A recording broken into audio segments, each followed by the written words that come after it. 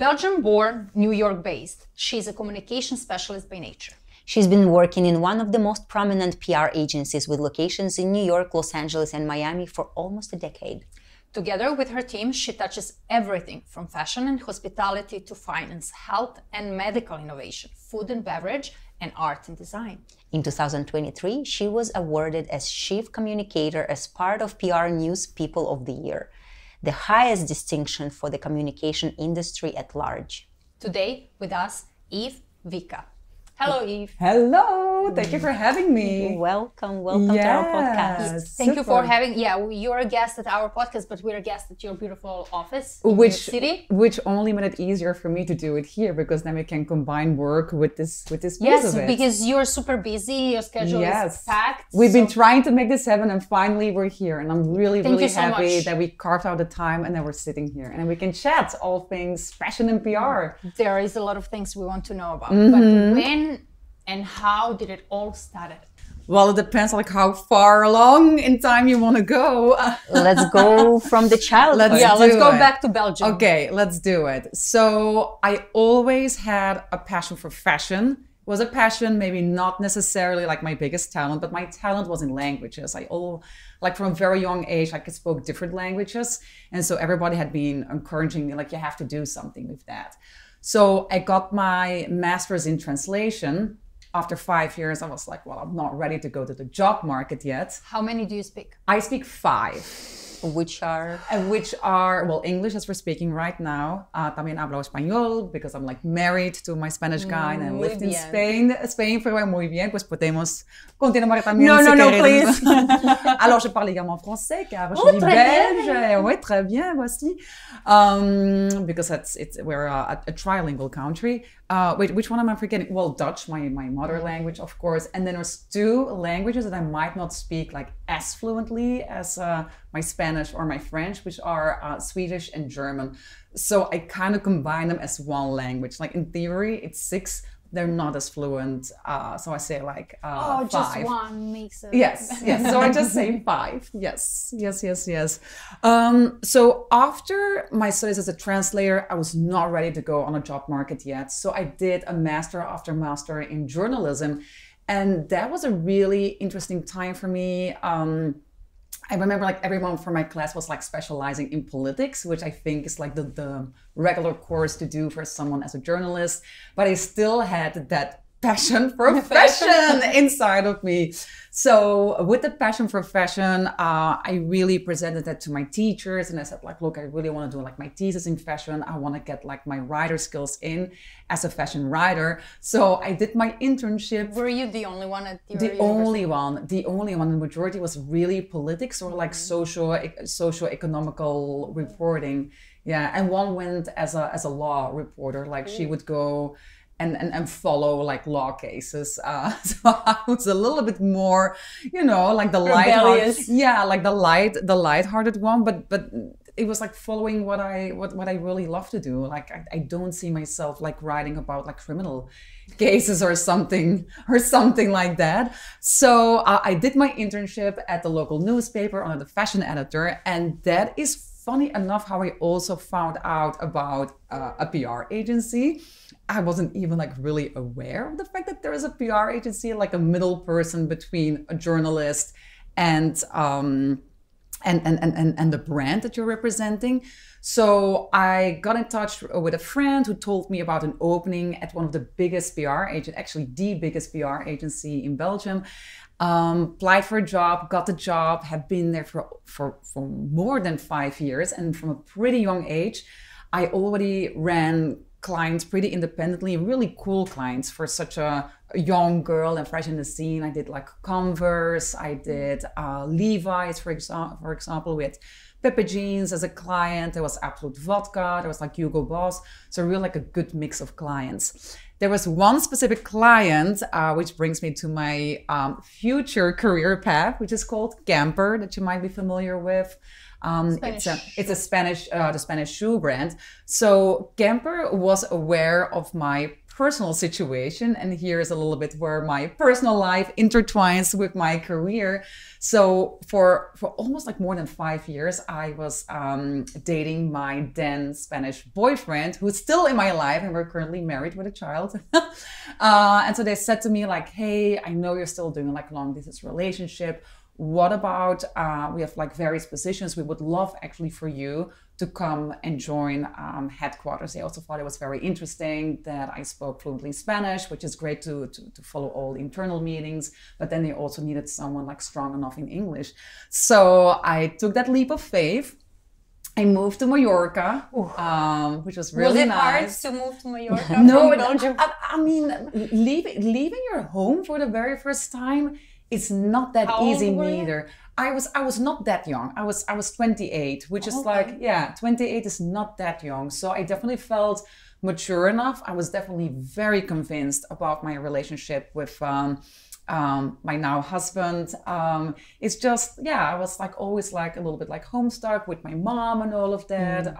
But then again, it's a 2-hour flight from Belgium, so nothing to lose. It was one of the most incredible times that I've ever had.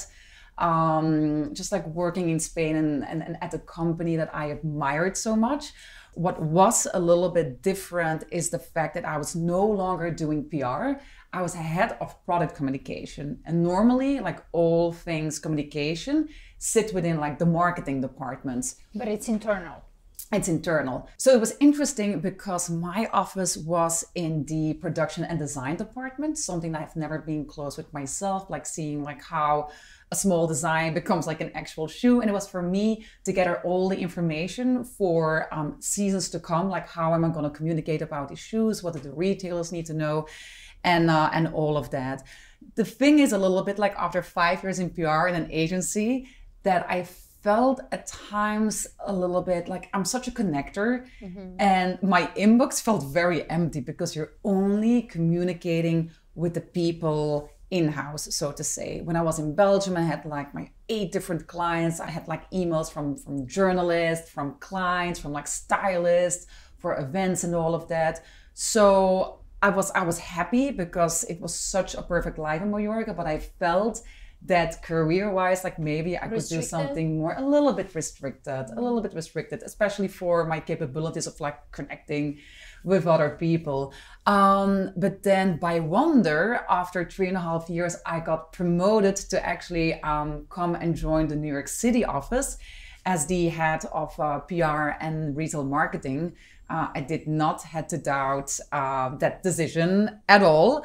Funny enough, my husband, who is like Spanish himself, as I already said, he was in a completely different job, and they also offered him a job to come to New York City. So this was really meant to be. So we both moved together to New York City.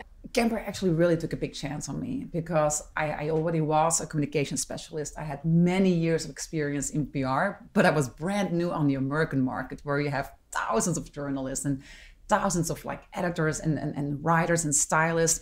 I also did not have the budget or the tools to have like this digital database where you see like all the editor contacts.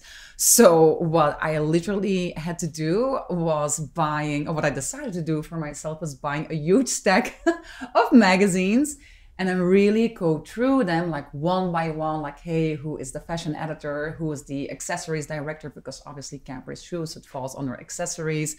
Who does footwear specifically? What are the trade outlets? Sometimes like here and there, I could find back email information online. And then in other cases, I just like cracked the code. It's like, oh, it's like initial last name at condenast.com. Some emails would bounce back, others wouldn't.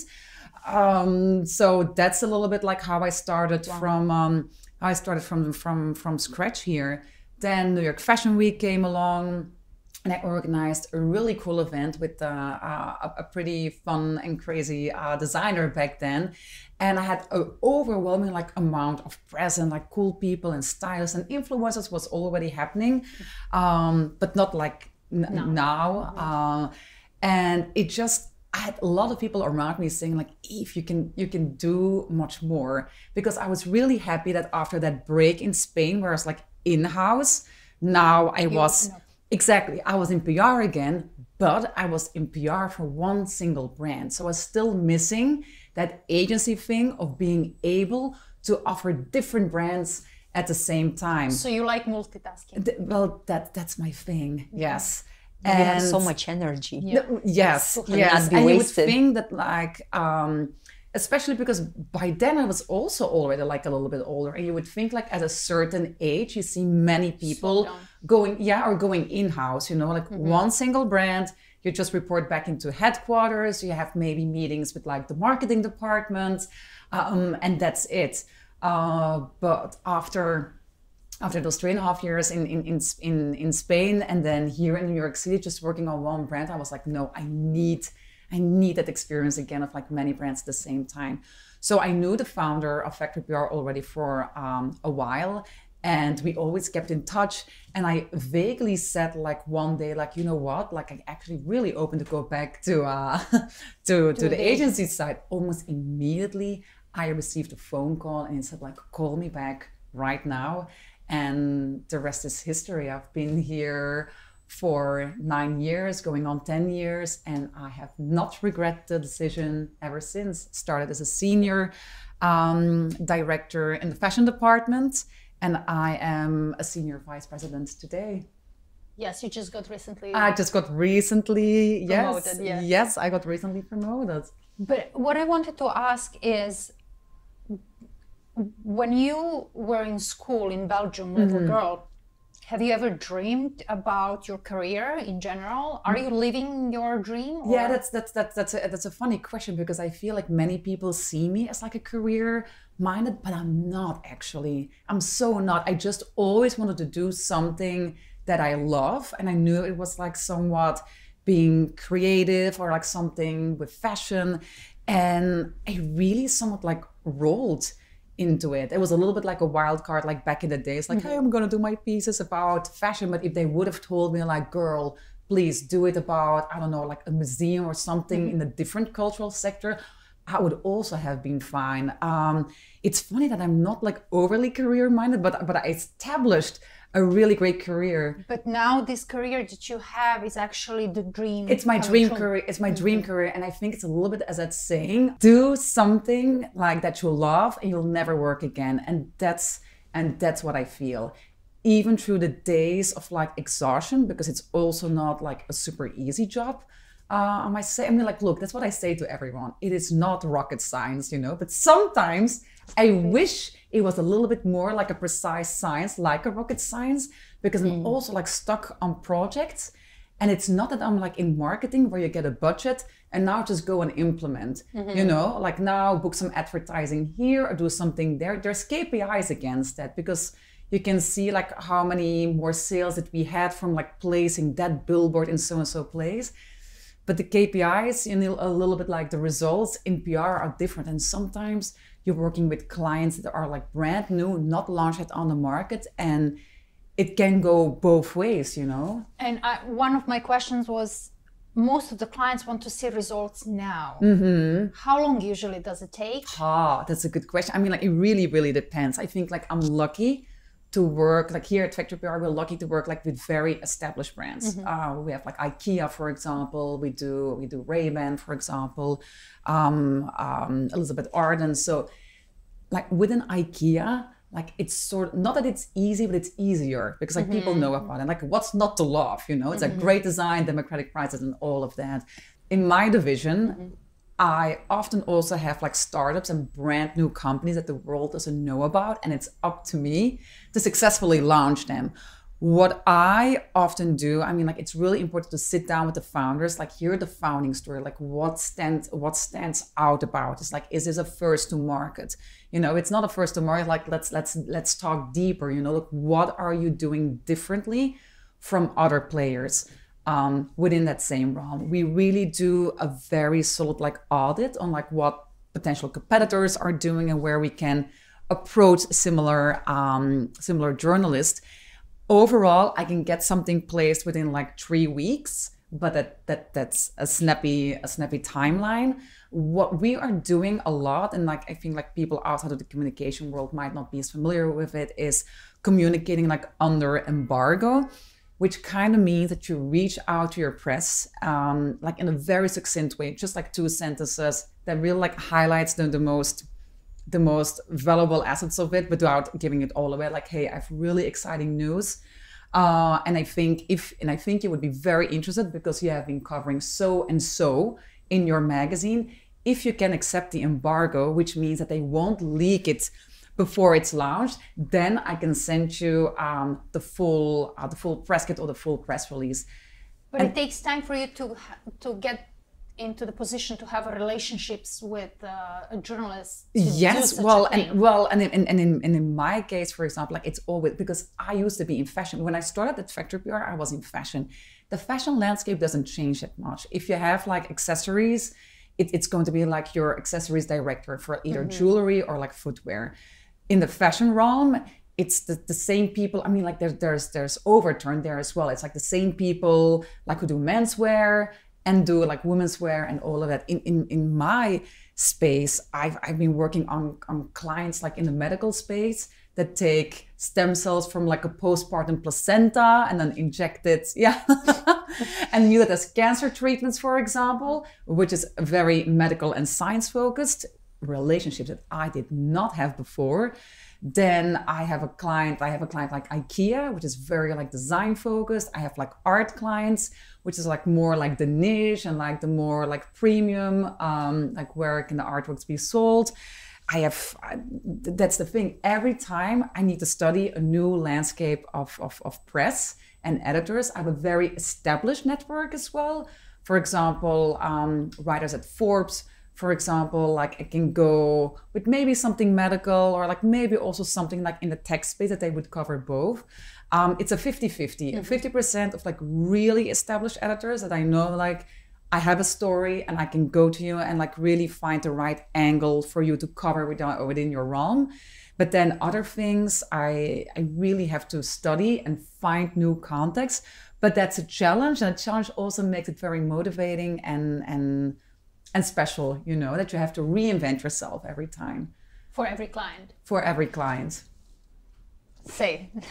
What is that for a client? Which quality they have to have for you wanting to work with them?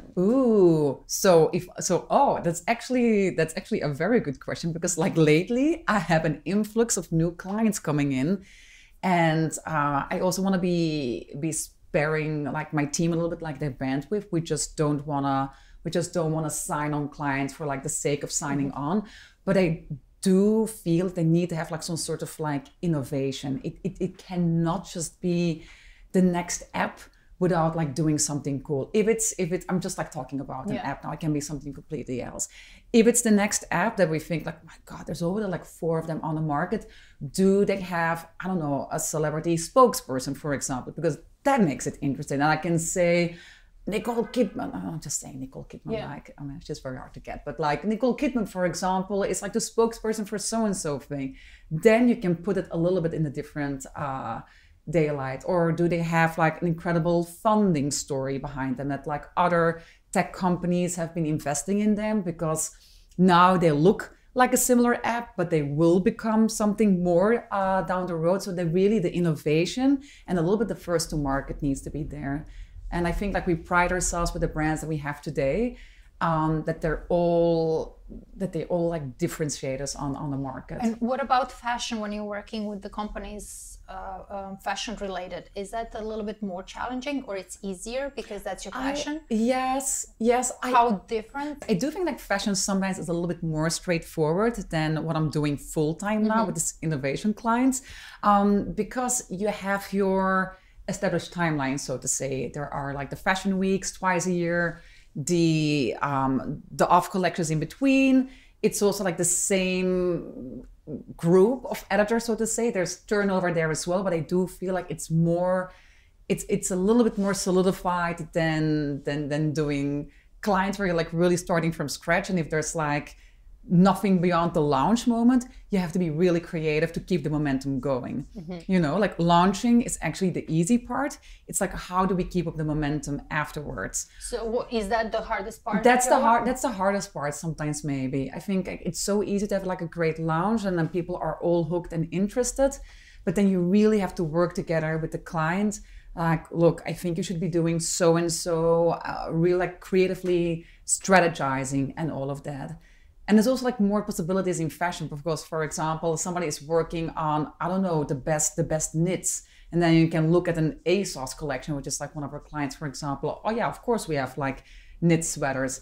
When we get to Easter, it's Easter yellow. And then you have like something in yellow to offer. You know a little bit what I mean? Like there's more like these established moments that I feel in fashion, which are a little bit like less straightforward when you're working with more of these innovative companies. Yes, but I do miss working on the fashion side. How do you stay organized? How do you manage your schedule? It's the silliest thing ever, but I write down every single thing, and it's with a pen or a phone? No, with a pen, and it gives me such a pleasure of like just like striking that off. I love that. That's the best part. Oh my God, it's like the best thing, and it's really like even it's just like a 10 slides deck that like my coworker created for like quick sign off. I also put that in, you know, like review that deck or like respond back to that email.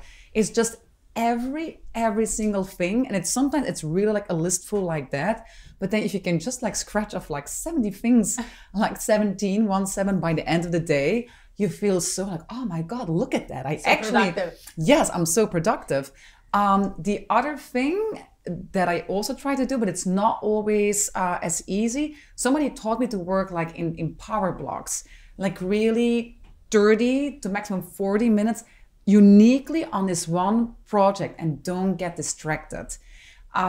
What I do, for example, as well, is all my notifications are silenced except for WhatsApp and like text messages. I feel like WhatsApp is uniquely for families. If something happens there, like I'll see it pop up. But for example, like social media, X, formerly known as Twitter, or like Instagram, or all of that, like I never see that popping in like so and so liked her post. But good thing that you're not doing it, because I feel like it's such a distraction. And it's actually fun by the end of the day that you open it up and you see like, oh my God, like different people have liked summary of have liked my post, for example. But it's not always that easy to do, because we work with this internal channel which is called Slack. Many companies use it, and we actually live more on Slack than in actual emails.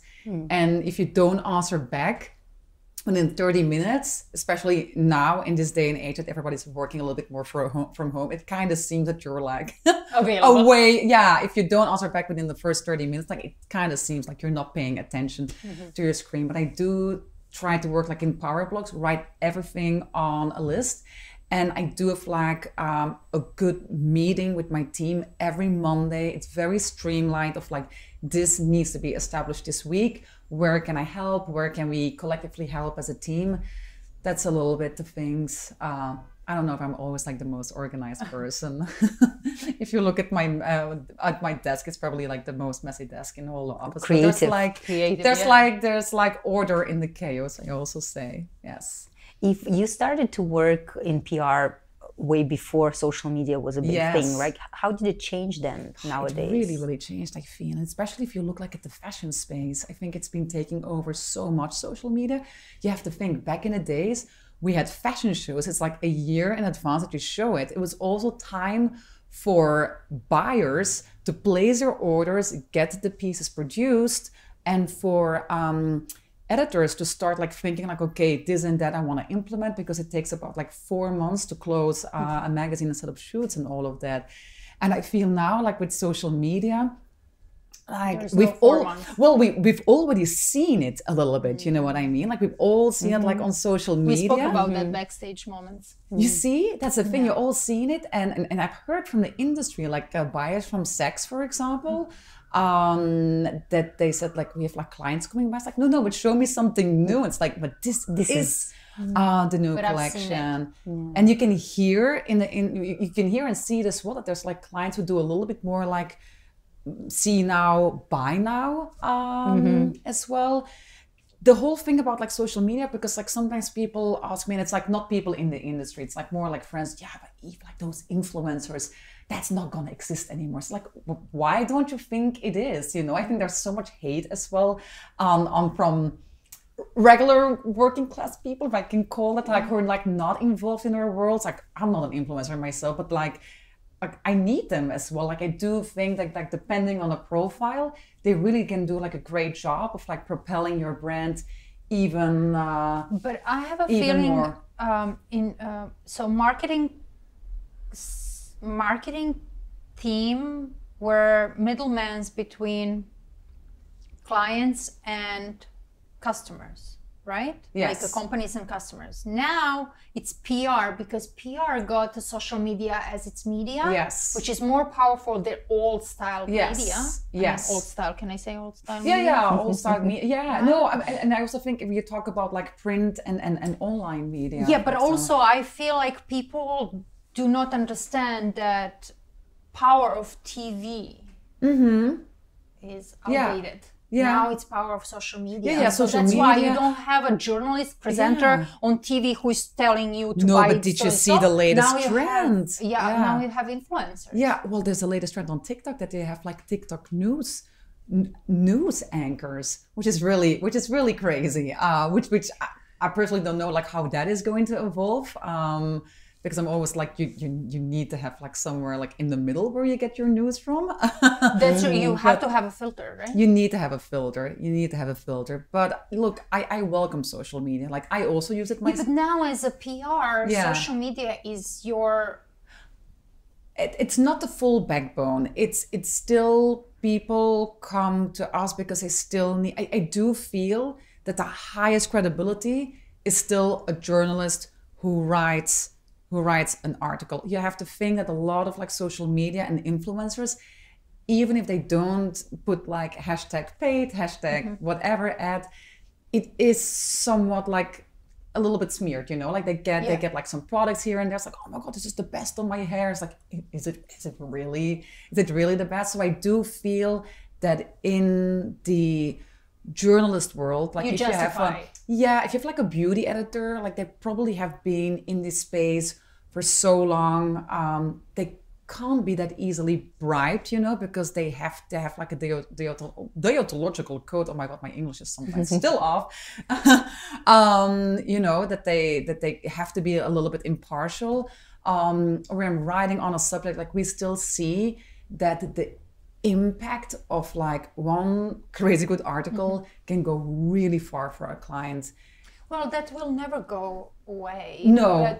But it just transformed into something. Exactly. And I think like the social media is like... But that's how I see influencers now from TV presenter evolving into influencer for short video. Yeah. But they still get paid same as... I mean, I remember when I was a kid, because I studied journalism for a little bit. Oh, look at that. Yeah, but we would see them sitting there and telling you news. Is it political or is it music, MTV or whatever? And there is still a tag. She's wearing so-and-so, sponsored by so-and-so. So it's the same thing, just now it's written as a hashtag. You mean like on television? Yeah.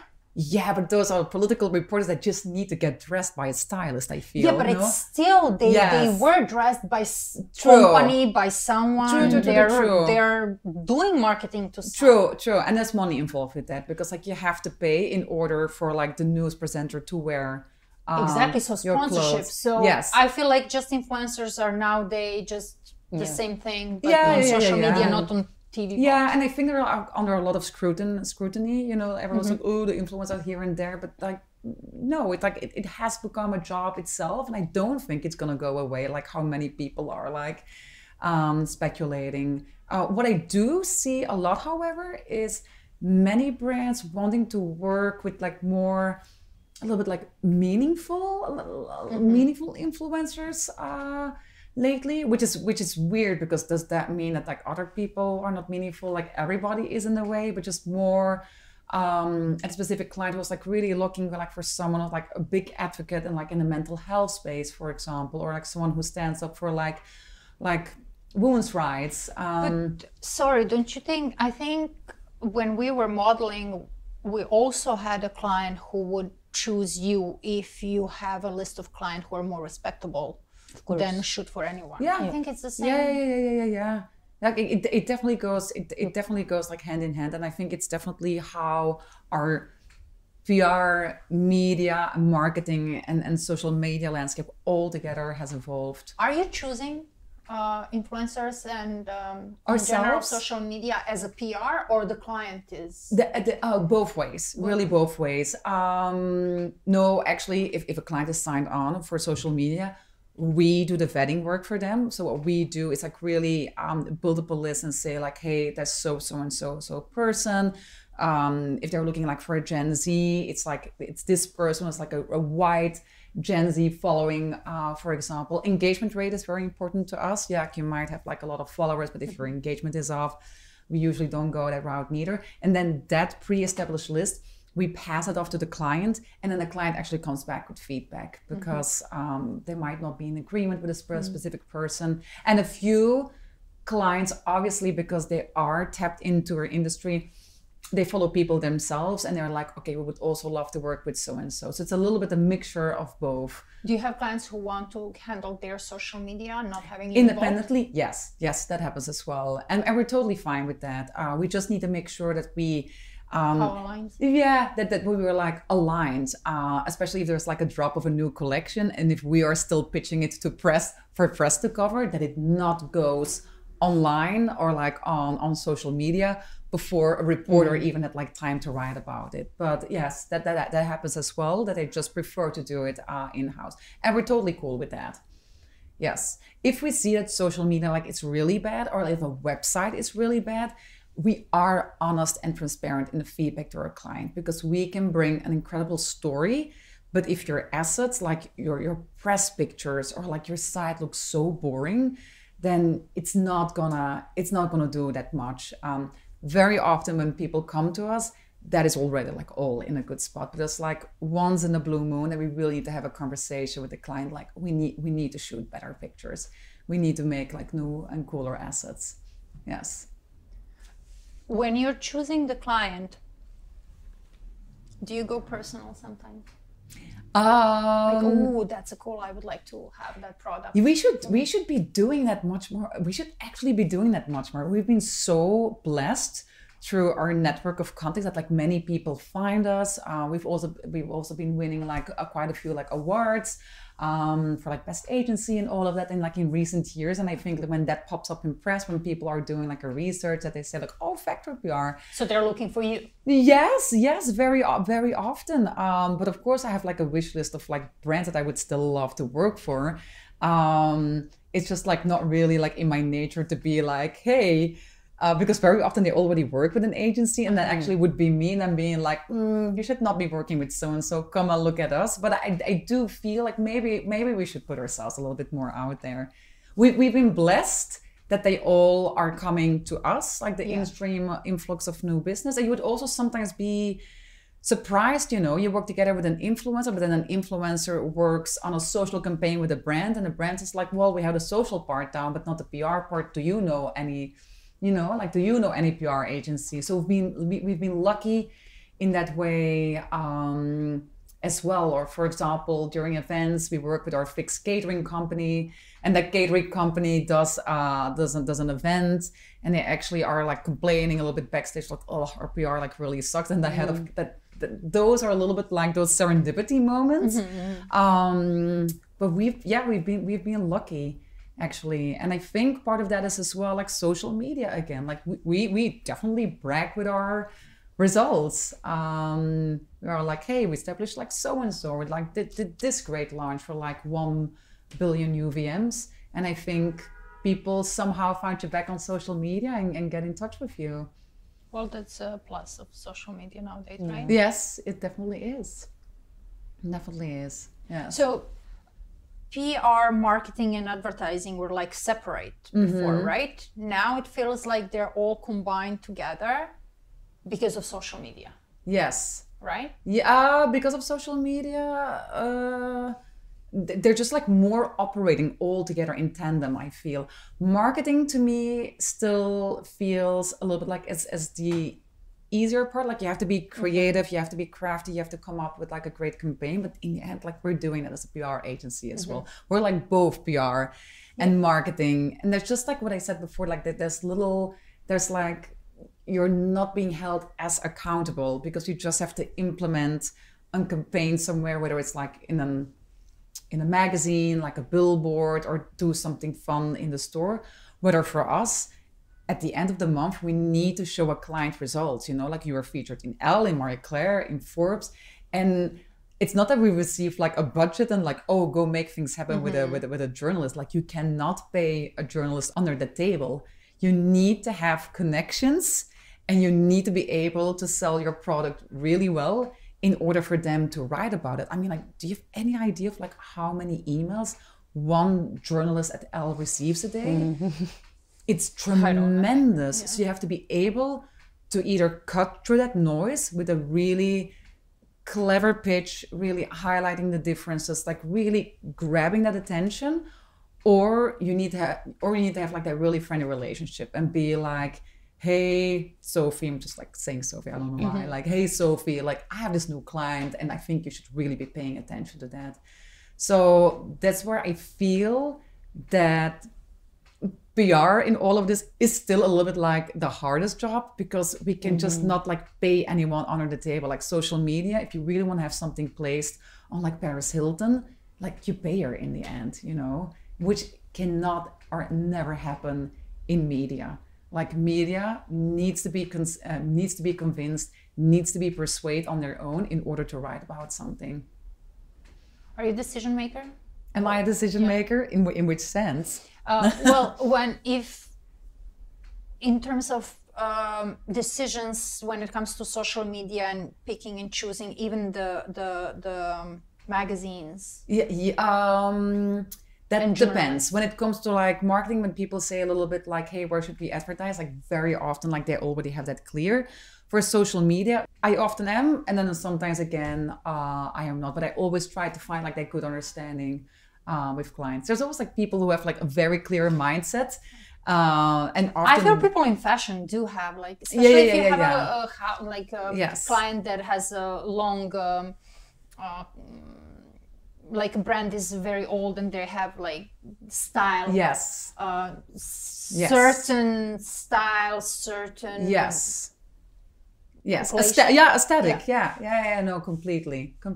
Which I welcome as well, you know. Of course, but how does it feel guiding through these obstacles on the road? It's not always that easy. I have like clients who are like very set in stone and who will also like not understand that there's like specific timelines to make things happen and all of that. So it comes down to re-educating a few people a little bit. You know, I'm like, in the end, you're paying us as an agency. I'm not here to screw your campaign. Like, I'm not here to like, I am your partner. I am recommending what's really in your best interest. Like, I've been in this space for so long and I can see how you are sold on so-and-so influencer, but I think you should looking at this different approach, or do not do social media. Like, why don't we throw one great event and have like a bunch of influencers and just create like one big social push from like a one night event instead of like doing product seeding, for example.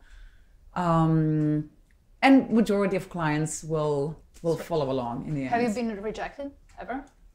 Ideas? Yeah. Yes, for sure. How do you deal with rejections? Rejections. I mean, it's not a pleasant thing. So. No. It just makes me a little bit frustrated because it does. Because I just know, like, oh my God, you know, like you are the brand founder. You are such a great business person. You have that all clear.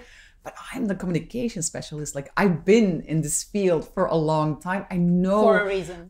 For a reason. Like, I know. Like, I'm not gonna tell you anything about like your business, if you should be producing more or less units, or if you should hire more or less staff. Like that's the part that you've got down, and that made you where you are today and being able to afford a PR agency. But now that you're affording a PR agency, like, it just frustrates a little bit because you've been in the industry for so long and you know what the success formula is. And then people are just a little bit stubborn in their way. But I'm also like, it's not worth fighting anyone over it, you know. I usually don't say it once, I say it twice, and then like gently again like a third time, and I'm just like still not persuading. I'm like, look team, let's make it happen with what this client said, you know. There's like no way in like I'm usually like a very polite and like friendly person. I say it with a big smile. It's like, dude, like listen to me, you know. So yeah, but it's not. I always like client is king in the end. And what about rejection in your career?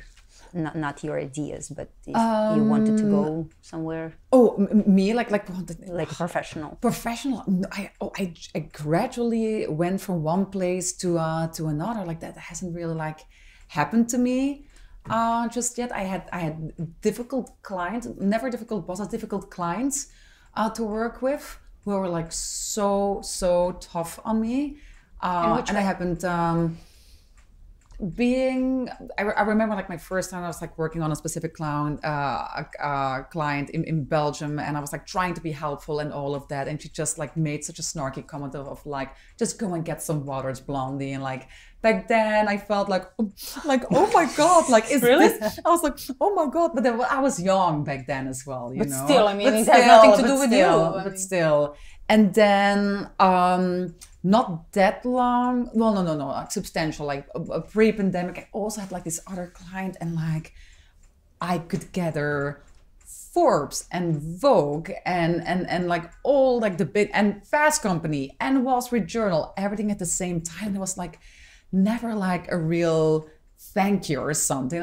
You know, it's not like really rejection, but like, thankfully, like those examples, that's like only like 2 that I come with now, but they kind of stick with me, as you see, because I can bring them up immediately. But overall, I have like much more recognizing clients who are like so happy with what we do. And it gives me such a kick as well when I see my clients going on LinkedIn or on their social media. Today, we were featured in the Wall Street Journal. It's like, that's because I did that. I was the one behind Wall Street Journal, you know, but it gives me a kick that they are happy. So thankfully it's been much better in that way, and like less of the rejection part.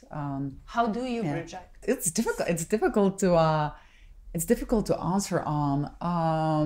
Well, no, when something comes in and I see like it's completely not a fit for Factory PR, we just say that straight away. What would that be that doesn't fit completely?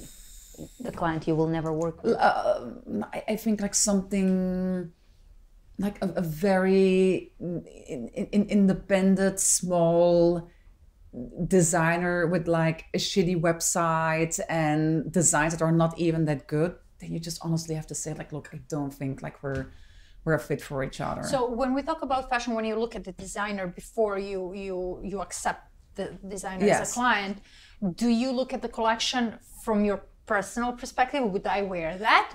Or you're trying to be objective? Yeah, both very often. I mean, like if the collection is like, oh my god, yeah, this is so PRable, like 9 out of 10, like we'll all like kind of wear something of it. You know what I mean? If you think like, oh my god, this is so this is so PRable, then I will want to wear it as well. And then some new clients that get in, like sometimes they have like a few great pieces on the side, and then other ones, and I'm like, oh, that's so boring. But then I just propose to them like, look, can we do like a curated lookbook, and like not like necessarily bring people to the site, but more like work with the key style. So there's like creative ways in there as well. Do you guys get free samples?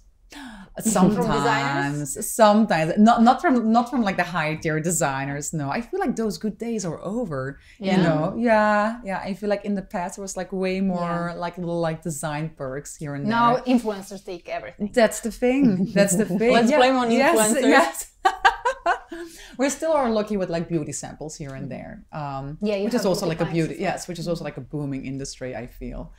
Yes. I feel like beauty now is a bigger industry than fashion. So much more. I'm actually thinking now, like, how did not bring that up before? But like, my division is definitely like the most steady division. I mean, like retainers in my division has nothing to do with fashion. But then beauty is like that perfect. There's way more money in beauty than there is in fashion. Do you have to follow fashion, like follow trends and everything? So Did you stay up to test? No. It gradually comes to me. You know, I because think it's your passion. It's because it's my passion. I all think like we get our fashion inspiration to the same sources. You know, like either like social media or like I am subscribed to like a few like fashion newsletters. I really love like the Daily Front Row newsletter, for example, and it gives you like highlights every day of like the biggest moves in fashion and best trends. Yes. Have you ever had a situation where you see a new designer or a new product? It doesn't have to be fashion. And oh my God, I love this. Yes. I'm so excited about it. And then tomorrow they call you. Do you want to do PR for us? Oh my God, no, that hasn't happened yet. But it has happened, for example, that I really got in touch with like a really great independent designer, and then not necessarily independent, but then very often they don't have the budget. Yeah, of course. They just don't have the budget. We do have like a few. We have been doing pro bono work in the past as well. If there's really a designer that we believe in, we will take an absolute like minimum fee for Fashion Week, for example, just to cover transportation costs of staff and just like to cover a little bit like logistical costs. But we are great within the company to support as well like up and coming designers if we believe in it, if we really see like, look, this guy is like a story to tell, the inspiration behind the brand, then on a project base, yes. On a project base, yes. Yeah. Do you have a more project-based clients, or you have a long? It depends. Like when we were just talking about like rejection, like what do you tell to the client? Sometimes it's really not a lie. Like there's really not like not enough like team bandwidth to do it, but I still think it's interesting. And I also think like maybe we can be more successful for like a launch of like a new product category or like a launch of like something new that the brand is bringing. And in that way, I do have like 20% of our clients might be projects. Yes. And then they come back during the year. Like when the project is wrapped, they might be back like 3 months later, and then we do something new. And it keeps things fresh. Although if you want to be super successful, it is best to sign on like month after month, because it's not just PR, it's not just the writing, it's being in a award list, which I think is very important. If you look like the beauty brands, like an Allure Best of Beauty, or like an Allure Best of like hair products, like it's super important. And that's something that doesn't happen like in a month pitching. You need to do that 3 months in advance. You need to write the editor and be like, look, this is our product. I would love for you to test it out. There's also something we call like thought leadership. If you ever see like those conferences like a Forbes or like a Web Summit or like a Fast Company Innovation Festival, nothing happens organically. That's always like a PR team behind that who's really like pitching like, my client is specialized in speaking about the evolving landscape of whatever. So that makes for like a 360s communication strategy if you are like on a monthly retainer versus like just projects. So we need Eef to pitch you, me, I mean, Fashion Host team and Honey to go to Japan. Who's Honey? Honey is the queen of nail art. In fashion. Yeah, in fashion, yeah. Very, very well known for insiders of fashion industry. We had her on podcast couple 006. A couple weeks ago. Oh yeah, no, I remember you talked about her. Yes. So her dream is to go to Japan, and we were having fun. Like, we need sponsors, we need someone to book us a job in Japan. So we go there, we make money there, we have fun there, or like a girl trip. And make our dream come true. Yes. Oh my God, yes. Are you open to Korea as well? Like, I feel like it's why like not? a little bit more Why not? connected It's with closer to Japan. It's like closer Korea, to yes, than Japan. Yeah, why not? Why yes. not? What was the turning point? Sorry, Vlada. What was the turning point? Like, where did you feel, oh, I succeeded? This is the moment. Nobody has ever asked me that before, and I think it's such a great question. But I think we ask all of our guests what was the turning point. Yeah. So I think it's not necessarily like just in PR, but like 7 years ago, I remember like after a fashion show, I was like having quick dinner with a friend in between shows in meatpacking. And there was like a private dinner going on from like another fashion client. And I knew a lot of people there. So when they were coming out to go to the bathroom, I had to pass like my table. I was like, oh my God, Eef, hi, how are you? And then I had like Ty Hunter, like Beyonce's stylist, who was also by coincidence like in that restaurant. They also came over. I was like, hey, how are you?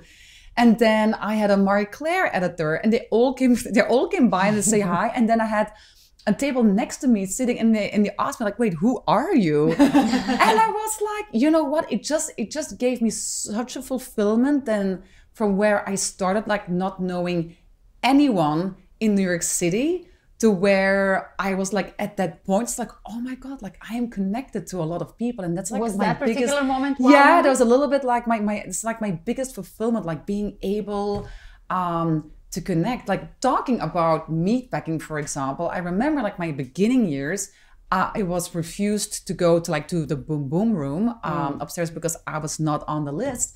But then 3 years later, I had like someone reaching out if I could host and bringing my own people. So I was like, that is so much irony from like not being 180 on the degrees. list, and then like, but still like I grabbed that opportunity, and it's that to me. I think it's the part that I enjoy the most of my job, like being a connector, and like that connecting moment to me, that was like a big pivotal moment.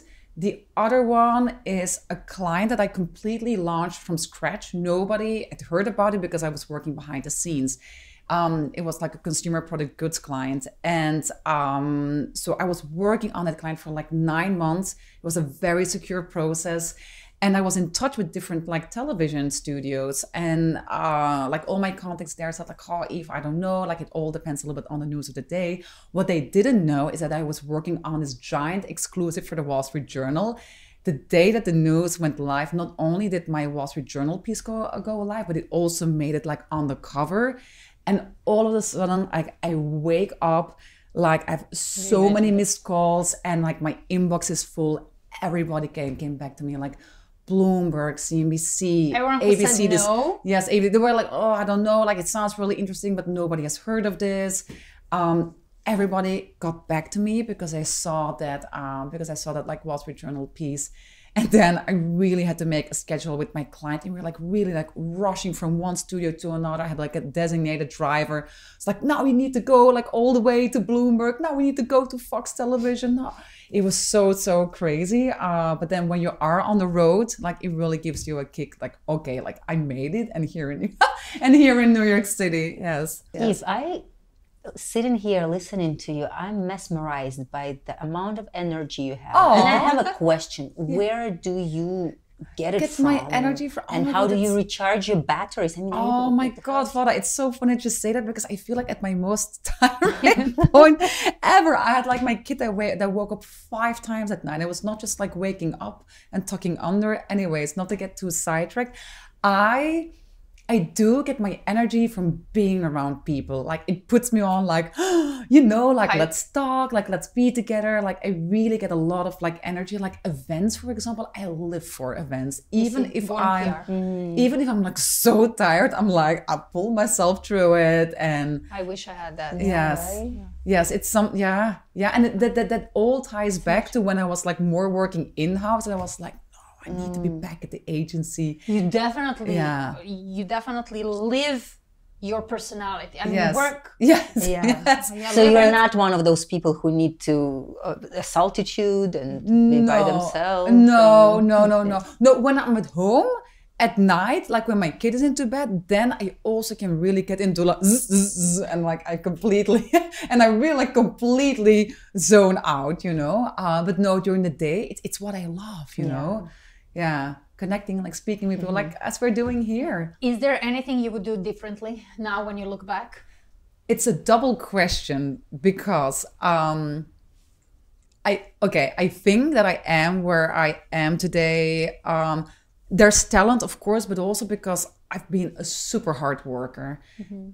It's not just like me knowing that when I compare myself to other people. It's like my current bosses have told me so. My previous bosses have told me so. So I think like, sure, it helped in a way to where I am today, because I worked like really like my ass and my legs and my arms and my head off. But maybe like looking back in time, not that it's like differently or like a regret, but sometimes my beginning years in New York, I was every night behind my computer at the office until like Doing it? 11:30 p.m. every single night consistently. Also because like my husband, he was like spending a lot of time working in Canada, and I was like, who's waiting for me? Like I might as well like I got it done. So not that I would not put in like the same late night work. It also comes a little bit like with that younger age. Maybe I would have delegated it. I did it all myself, and I should have delegated more to like the team under me, like really give them more responsibility. Like, look, you're gonna face the client, so you're also gonna make sure that that's finished. It was like always me in the beginning with the client and making sure that all the documents were so it's double, because the hard work got me where I am today. But I'm really, there was a point that I was like close to burning out as well, I feel. But I always like stuck through, like I was biting through the sour apple, and like the sour apple became a beautiful sweet New York City apple. New York City apple. Yes, a big apple. Is there anything you would like to tell to your little girl when you were 7? Yes. Gosh, I'll tell her like it's fun growing up. It is fun. It is fun. Like keep doing you, you know. Like as a little kid, I didn't really like had like these big dreams. The only dream is like, oh, I always said like I wanted to live in Spain, but then I funnily enough like I ended up with a Spanish with a Spanish person. No, and it's just like to keep believing. I always had like a lot of people who believed in me. And then there's always like a little bit of people who are like, And I can notice that now.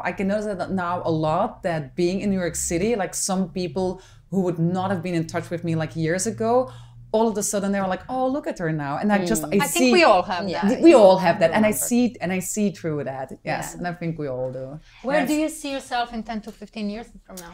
In 10 to 15 years, I think something inside of me would like really die if I would ever need to leave New York City.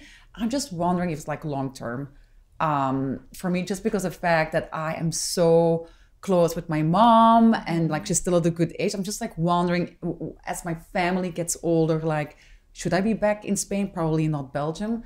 But if that's the case, I never ever want to be cut off of Factor PR. Like I'll see myself at Factor PR, and I think like a big wish for me would being able to be in Europe, where it's like so just geographically changed. Geographically changed, which I know is a challenge as well, because like during a certain time when I was like working on my green card, I was like for 2 to 3 months working abroad, and it's just like the 6-hour time difference is killer. It's really, really killer. But that's my big dream, like being closer to my family in Spain, but then at least traveling back out here at least 4, hopefully 5 times a year, and still being involved with all of this, you know, because this is never going to get back. And in Spain, you're going to work with the local celebrity, whereas here, like it's Hollywood. It's like Silicon. It's Silicon Valley. It's all of that. It's everything. When I said like I never really had a dream, I've always been a sucker for celebrities. It's so stupid. It's so stupid. So that is a little bit like the dream part that came through to me. It's like, oh my God, I get to work with celebrities. Like my sisters would never care about it. It's like, yeah, it's so and so. They're just human like you and I. It's like, yes, they are human, but still, it is so and so. So yes, it's a little bit like where I see my future, like hopefully being able to combine the best of both worlds. We wish that for you. Thank you. Sure. And Eve, can you please give like 3 tips to our audience who dreaming about career like yours? Yes, I think like the biggest tip, and actually like the all-rounding tip, is really like a great internship. If I look at Factor PR, the amount of people that we hired after an internship is pretty astounding. So it's your best way to start somewhere. You get the experience in. Like if in the end there's like the company's like not set up to hire you immediately, at least you already have that in. So that is that. If you want to be in PR and communication, like definitely like a few people still need to take some writing lessons. So your writing needs to be on point, I would say. And then overall, never feel never felt like too good for a job. Like I remember when I started, I started already as a senior director here, which is like a pretty high title.